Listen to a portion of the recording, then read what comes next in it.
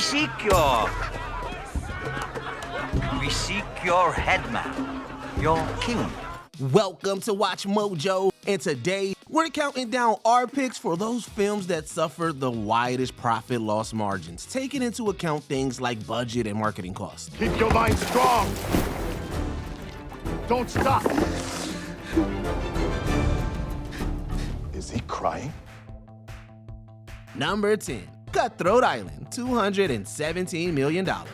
It's the film that allegedly threw Hollywood off of pirate-themed pictures for years. It's a map to Cutthroat Island, the buried treasure of a Spanish gold ship. More gold, jewels, and plunder than you've ever dreamed of. Yet Cutthroat Island had a lot going for it on paper. Director Rennie Harlan was an experienced hand at delivering exciting, action-focused films. Gina Davis and Matthew Modine were marketable names for the marquee. All right, I'm going, but no tricks. And hurry.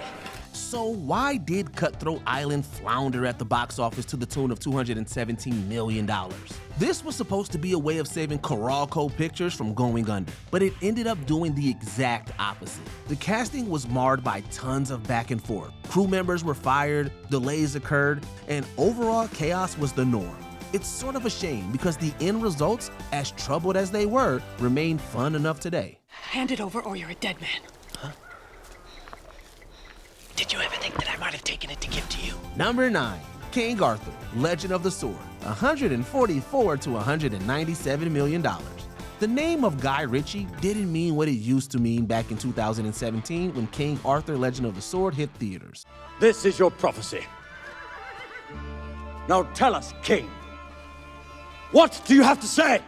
The writer/director had enjoyed hits like Snatch back in the 90s, but this adaptation of Arthurian legend arrived with a price tag between $144 and $197 million bucks. The Guardian reported at the time how the screenplay stitched together elements of various other Arthur-adjacent scripts to create its story. Which George? King George, Angry George, George the Dragon? Be clear, Arthur, which George? There was also allegedly an intention for multiple sequels and a shared Arthurian cinematic universe. Alas, mixed reviews and low box office receipts put a kibosh on that plan.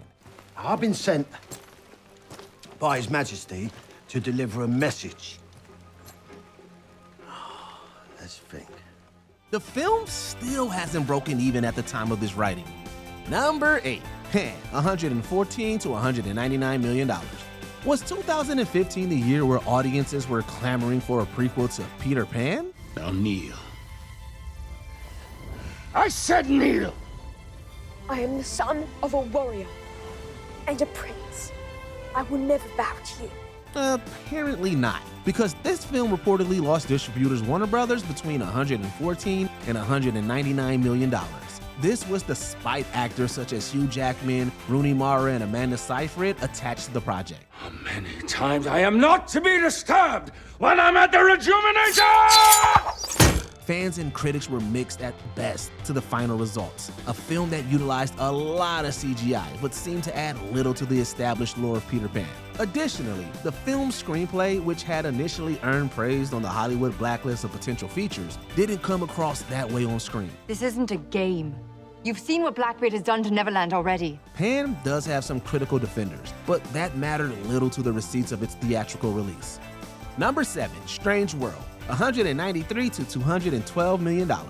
Strange World was Walt Disney Animation's first feature to include a LGBTQIA+ character in the lead role, but some feel this decision may have contributed to its lackluster box office. Strange World was pulled in some markets due to this creative choice, despite critical appraisal of the film generally being positive. I spent my whole life wondering about this moment. Would it be like? Would it look like? Would it feel like? And how does it feel? Feels perfect. Strange World's source material of pulpy adventure novels may not have been a good fit for its target audience, which may have contributed to its financial loss. In addition, audiences had become accustomed to waiting for animated films to stream rather than going to theaters, thanks to the COVID pandemic. Are you serious? This world is dying. I need your help. This film was one of that year's biggest bombs, reportedly costing the studio between $193 and $212 million. Number 6, Sinbad, Legend of the Seven Seas. $214 million. The stories of Sinbad the Sailor used to be the home of box office gold back in the 1950s, 60s, and 70s. Those were live-action productions, however, and Sinbad Legend of the Seven Seas attempted to revitalize the brand via animation. It worked? Sinbad, you did it. The end results unfortunately blew up in the face of DreamWorks to the tune of $214 million. Critics were mixed at the time of the film's release, largely praising the visuals and music, but less so other important elements such as story. Thank you. You're welcome. No problem. Don't worry about it. I won't. Good. DreamWorks almost didn't recover from the loss, and Sinbad Legend of the Seven Seas remains a black mark within the company's history. Number 5, Mortal Engines, $219 million. Could the steampunk subculture translate onto the silver screen? Hollywood seemed to think so back in 2018 with Mortal Engines. Give me everything you have!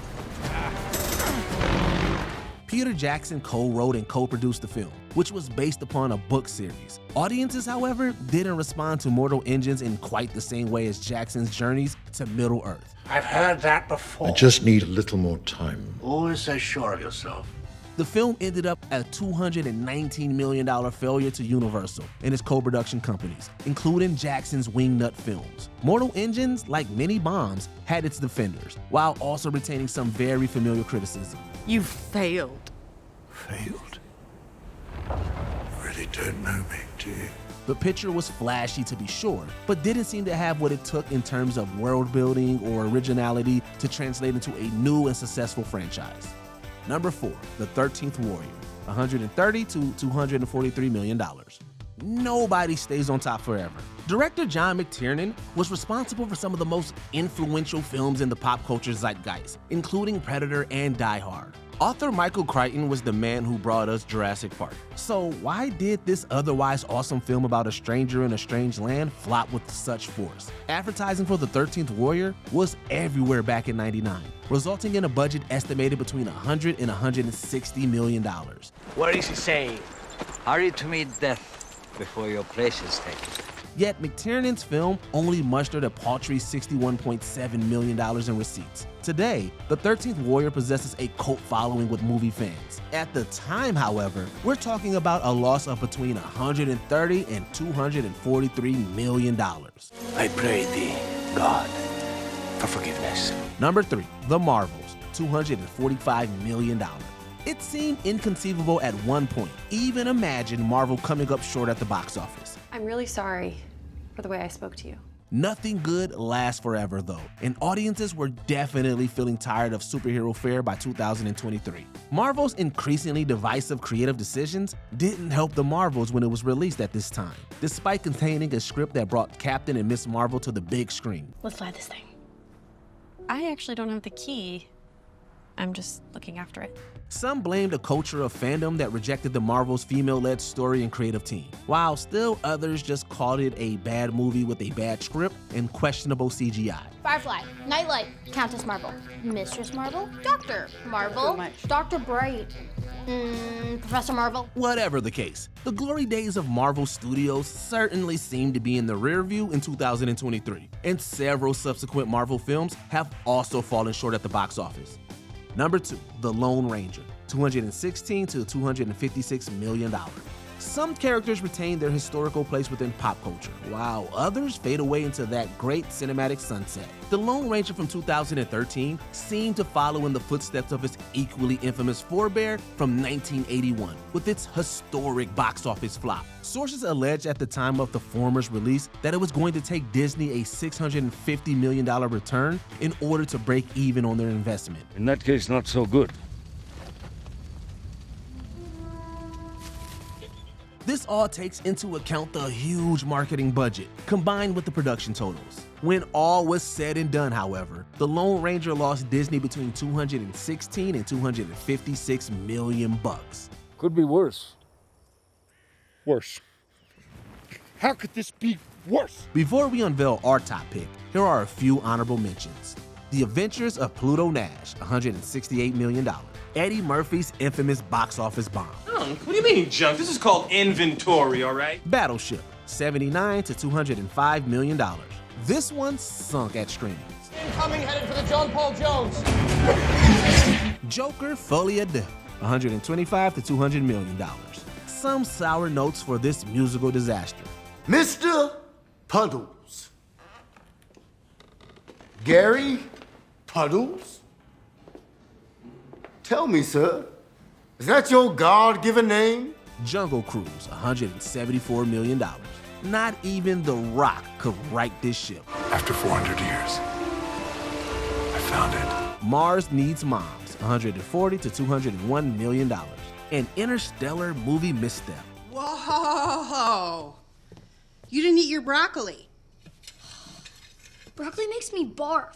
Snow White, $115 million. Hi ho, on a sad walk to the bank we go. People need some kindness.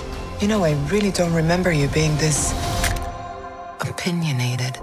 Before we continue, be sure to subscribe to our channel and ring the bell to get notified about our latest videos. You have the option to be notified for occasional videos or all of them. If you're on your phone, make sure you go into your settings and switch on notifications. Number 1, John Carter, $153 to $274 million. We'll probably never know whether or not Edgar Rice Burroughs' character, John Carter of Mars, could have carried a movie franchise. I hear that you are incredibly dangerous. The source material certainly remains fascinating, and the story of John Carter is another one where some have revisited it and come back with a more sympathetic view. Captain John Carter, Virginia. Virginia. However, the extra money afforded to John Carter for both production and marketing once again created a gap that proved insurmountable by Disney. A $600+ million gross was allegedly needed for the House of Mouse to make a profit on their investment. This predictably didn't occur, and John Carter wound up costing Disney between $153 and $274 million by the time everything was all said and done. I cannot live with that on my conscience. I do have one, Princess. Did critics and audiences get any of these wrong? Let us know in the comments down below. Ian, check it out. This is an ancient drawbridge. We lower that bad boy, and we are on our way to Raven's Point. Did you enjoy this video? Check out these other clips from WatchMojo, and be sure to subscribe and ring the bell to be notified about our latest videos.